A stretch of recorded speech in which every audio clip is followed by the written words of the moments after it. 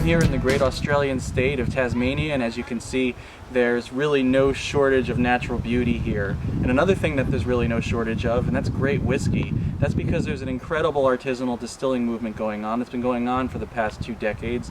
And one of the great legends in that movement is Peter Bignell of Belgrove Distilling. He is probably one of the greenest distillers all over Australia. And of course, when you've got this much natural glory, you really don't want to mess with it. It's sort of got a little bit of the Scottish feel about it. A lot of the early settlers here in Tasmania were Scottish.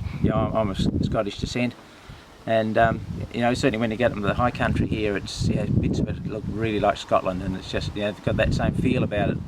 And anyone who's drinks Scotch whiskey, when you've been to Scotland, the Tasmania parts of Tasmania certainly got that same feel about it, and I guess that probably got quite a bit to do with it. It's an old commercial tumble dryer.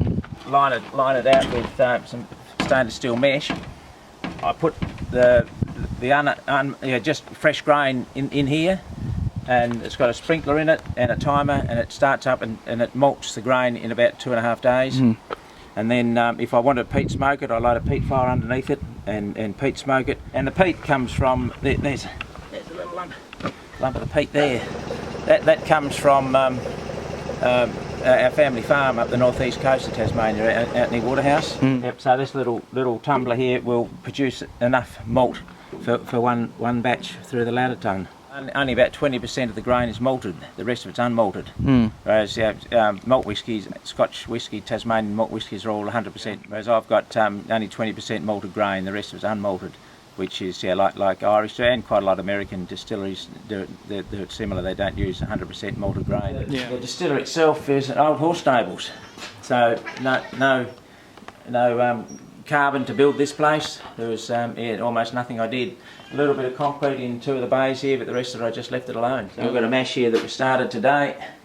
Now rye is terribly hard to lauter. People just don't. I don't think anybody else even tries it.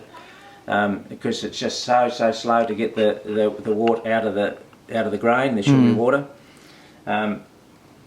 What happens is it actually takes me 2 days. We did a malt whiskey yesterday, and that took about 3 hours. I think maybe 4 hours for everything, the whole run, and this takes me 2 days. So what I have to do, what happens here is that you see the top of that is there's plenty of liquid there. We just got to drain out, but it's plugged up against the filter in the bottom. And there's the little bucket here, pumps out of here. So it nearly stopped running there because the filter's just plugged. So regularly I have to keep scraping this. So I just scrape the plug of hard stuff off the bottom, which there it is. That's a big plug that was blocking the filter. There's the still. So that is just a copper still that I built myself. Oh, really? I got bought some copper sheet. I've actually got someone to cut it out for me on a computer cutter, and then I folded it all up and welded it up. Wow. So at the moment I've only got 1 still, so I've got to do the wash runs and the spirit runs and that, so I do 2 runs. It is, you might see here, look up here, no line arm. Normally stills got a line arm and condenser out here. This here is actually the condenser. So when the still's running, that's cold. It's got just a jacket of cold water, just a very thin layer of cold water there. Steam rises up, condenses on the inside of it's just a little big piece of shell and tube just sitting on top of the still. Condenses there, trickles down the inside, a little gutter catches it and drips out the outlet here. This is the barrel room. But most of them had Tasmanian malt whiskies in them first. And before that, they may have had sherry, port, bourbon, I don't know. Well, they do know some of them, but not all of them. But I really, at the moment, I'm trying to go mainly Tassie malt whiskies first, because a lot of Australian whisky drinkers aren't rye drinkers, they're malt drinkers. And if there's a hint of malt in my rye, then I'm hoping I'll bring a few more of them across to drinking rye. Ginger beer is to mix with the white rye. Okay. And the leftovers, I distill it. But it's got so popular now, people like it so much, I've actually had to start making ginger beer just to distill. That's apple hatchet, which is the apple brandy, but it's not really an apple brandy because brandy has to be in a barrel for 2 years. There's the white rye, that's just their unaged rye whiskey. So that's the aged one. In Australia, it has to be in a barrel for at least 2 years before you can use the term whisky. The same as in the States, is straight whiskies has to be 2 years.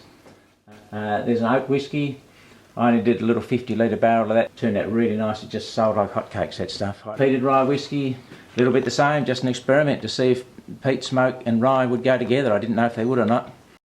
There's the pom I was talking about, the distilled apple cider diluted with apple juice and then aged. Crouton vodka. The big festival we had down in Hobart, one of the stalls next to me had mucked up their bread order and had a lot of bread left over at the end of the festival. And they asked me if I wanted to feed my sheep on it. So I brought it home, the sheep didn't want it. So I grabbed all the rye bread out of it and I boiled it up with some potatoes they gave me and fermented it and triple distilled it, the vodka. So there's only made a dozen bottles of it, but it was just for the fun of it, just to say it can be done. I've done that. And then another thing that I mixed with the white rye is a coffee liqueur. Oh, wow. White rye to make an espresso martini. Really nice espresso martinis, so there's that rye flavour through them. And anyway, I decided to actually make up my own coffee liqueur with the rye already in there.